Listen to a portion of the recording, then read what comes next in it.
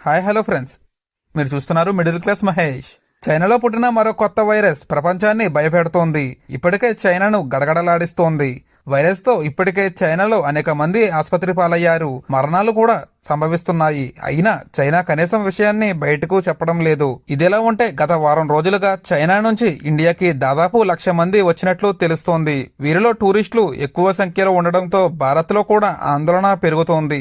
ఈ నేపథ్యంలో తెలంగాణ ప్రభుత్వం కూడా అప్రమత్తమైంది. ప్రజలకు కీలక హెచ్చరికలు జారీ చేసింది. హెచ్ఎంపివి ఒక సాధారణమైన శ్వాసకోశ వైరస్ అని, ఇది శీతాకాలంలో జలుబులు, ఫ్లూ వంటి లక్షణాలను కలిగిస్తోందని, చిన్నపిల్లలు, వృద్ధులలో వైరస్ ప్రభావం ఎక్కువగా ఉంటుంది అని తెలిపింది. ఇప్పటి వరకు రాష్ట్రంలో ఒక్క కేసు కూడా నమోదు కాలేదని రాష్ట్ర ఆరోగ్య శాఖ తెలిపింది. 2024 డిసెంబర్లో శ్వాసకోశ ఇన్ఫెక్షన్లు డేటాను విశ్లేషించగా 2023తో పోలిస్తే గణనీయమైన పెరుగుదల కనిపించలేదని పేర్కొంది.